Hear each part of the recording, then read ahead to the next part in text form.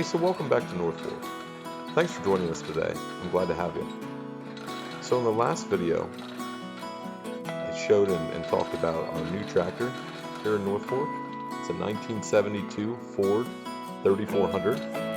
If you missed that video, I'll put a link in the top right-hand corner of your screen. You can check that out. But in that video, I kind of went over the specs of the tractor, showed a little bit about the mower on the back, the flail mower. We ended up taking that off the tractor, but also in that video, I talked about the little accident that I had when I got the tractor home. I showed a little picture of it, but I said I'd talk about it more in an upcoming video, and that's what I'm going to talk about today. So today we're going to take a look at the footage, kind of raw, unedited footage of what I was filming when it happened. And we'll talk a little bit about what I think happened when the truck and everything had the accident, and we'll show the recovery of it, how I ended up getting it out, and the damage and everything that was done. So we'll go over all that. So stick around, let's check it out.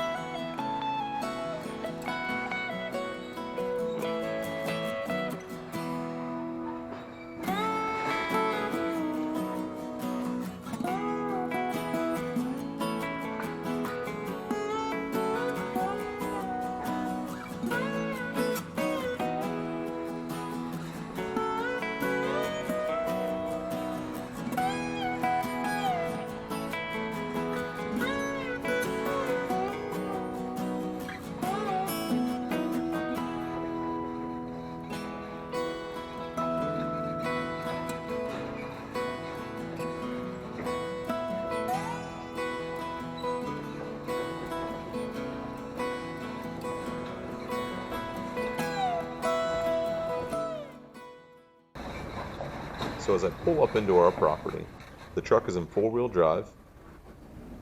I put it in park, and I set the parking brake. I get out of the truck and take the camera off the back, and as I'm walking away from the truck, I hear a pop.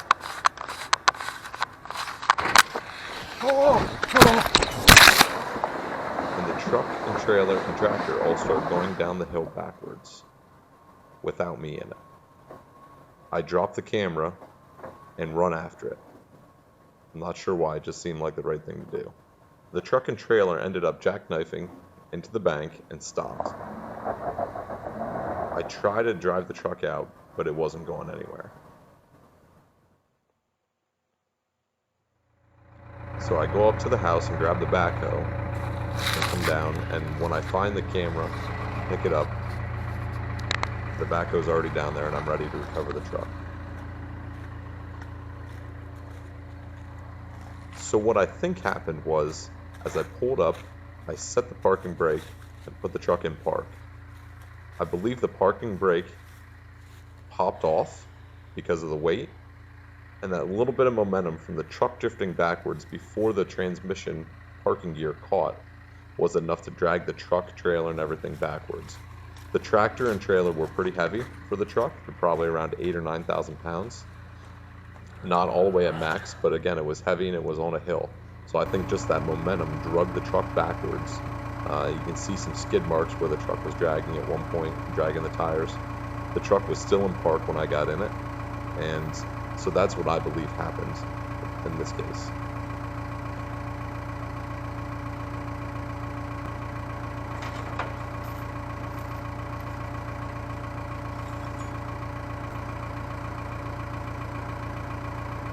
So because I was recovering the truck by myself, I wanted to use a couple lengths of chain to make sure the backhoe was on flat ground. I didn't want to have any traction problems with the backhoe and cause everything to slide back down the hill and cause more damage. So that's why I ended up using a couple lengths of chain to hook the truck up.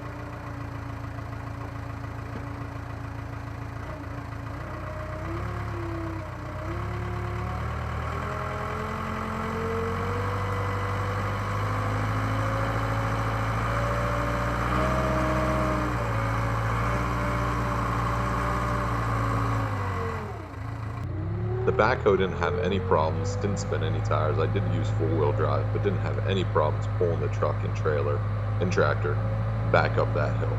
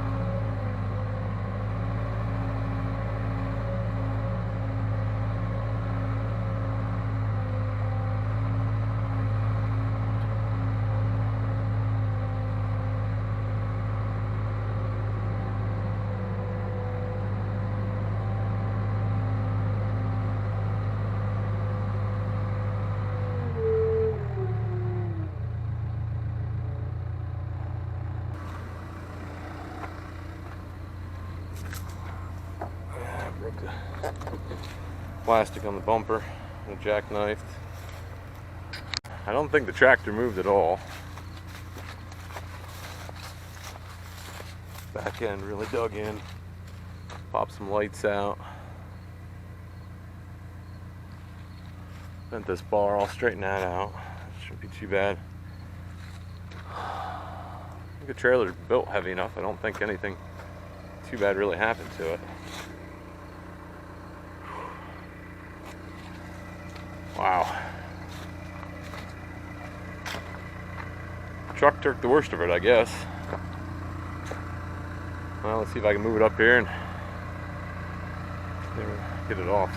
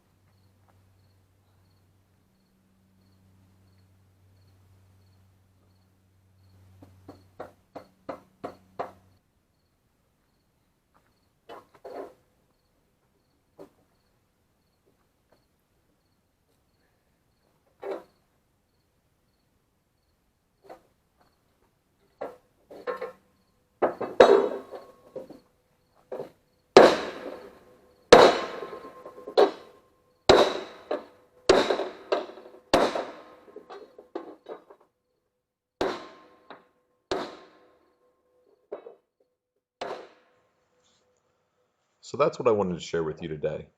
While it wasn't a very fun experience, it definitely was exciting. But in the end, everything went pretty well. I was able to pop the rear bumper out, and everything looks pretty good.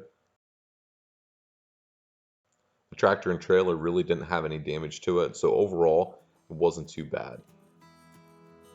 But I just want to thank you for joining us today, and we'll catch you on the next one.